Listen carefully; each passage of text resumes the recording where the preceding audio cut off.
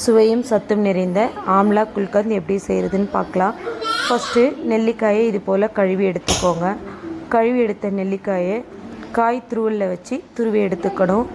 நான் இப்போ நெல்லிக்காயை இதில் துருவி எடுத்துக்க போகிறேன். ஒரு 6 நெல்லிக்காய் நான் மொத்தம் துருவி எடுத்திருக்கேன். துருவி எடுத்த நெல்லிக்காயை இது போல் ஒரு தட்டில் மாற்றிக்கோங்க. இப்போ ஒரு அடிகனமான பாத்திரம் எடுத்து கேஸ் மேலே ஸ்லோ ஃப்ளேமில் வச்சுருங்க. இதில் நம்ம துருவி வச்சுருக்க நெல்லிக்காயை இதில் சேர்த்துக்கோங்க. மொத்தத்தையும் சேர்த்துட்டு அதுக்கப்புறமா இது கூடவே கொஞ்சமான அளவில் தண்ணி விட்டுக்கோங்க. நெல்லிக்காயிலேயே தண்ணி விடும், நம்ம அதனால் கொஞ்சமாக இதில் தண்ணி விட்டால் போதும். அதாவது ஒரு அரை டம்ளர் அளவுக்கு, சின்ன டம்ளரில் அரை டம்ளர் அளவுக்கு தண்ணி. இதை மூடி போட்டு மூடி வச்சுருங்க. இப்போ வெல்லத்தை நசுக்கி எடுத்துக்க போகிறோம். இப்போ நான் உரலில் வச்சு பேப்பர் உள்ள வச்சு வெல்லத்தை நசுக்கி எடுத்துட்டேன். இப்போ வெல்லம் எல்லாம் நசுங்கிடுச்சு. இப்போ இதை ஒரு தட்டுக்கு மாற்றிக்கலாம். இப்போ கொஞ்ச நேரம் ஆயிடுச்சு. இப்போ இதை திறந்து பார்க்கலாம். ஓரளவுக்கு வெந்திருக்கு.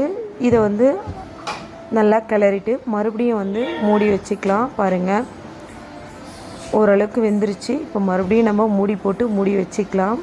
கொஞ்ச நேரம் இது போல் 2 வாட்டி எடுத்து கிளறி விட்டால் போதும், நல்லா வெந்து வந்துடும். இப்போ 2வது வாட்டி நான் மறுபடியும் கிளறி பார்க்குறேன். பாருங்கள், நல்லா ஓரளவுக்கு வெந்திருக்கு. இப்போ நம்ம துருவி வச்சுருக்க வெல்லத்தை இது கூட சேர்த்துக்கலாம்.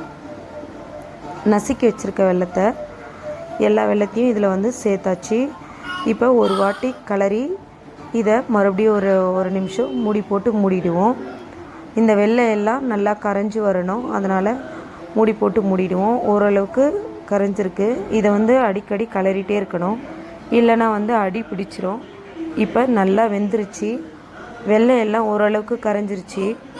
இன்னும் கொஞ்சம் இருக்கிற வெல்லமும் கரைஞ்சி இந்த தண்ணியெல்லாம் சுத்தமாக ட்ரை ஆகணும். ட்ரை ஆகிற வரைக்கும் இதை அப்படியே விடுங்க. இதை நீங்கள் கொஞ்சம் நேரம் ஆனதுக்கப்புறமா இப்போ தண்ணியெல்லாம் மொத்தமாக சுண்டிடுச்சு.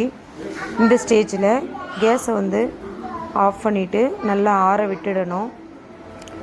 இந்த குல்கந்த் நீங்கள் 1 வருஷம் வரைக்கும் கூட கெட்டு போகாமல் ஸ்டோர் பண்ணி வச்சுக்கலாம். இது நல்லா ஆறினதுக்கப்புறமா இது கூட தேன் கலந்துக்கோங்க. சுத்தமான தேன் கலந்துக்கோங்க. தேன் விருப்பப்பட்டால் கலந்துக்கலாம், இல்லைனா அப்படியே கூட சாப்பிடலாம். நான் தேன் கொஞ்சமாக கலந்துக்கிட்டேன். இதை இப்போ நல்லா கிளறிட்டு ஒரு ஏர்டைட் கண்டெய்னரில் போட்டு ஸ்டோர் பண்ணி வச்சுக்கோங்க. கண்ணாடி பாத்திரம் இருந்தால் அதுலேயும் ஸ்டோர் பண்ணி வச்சா இன்னும் நல்லது.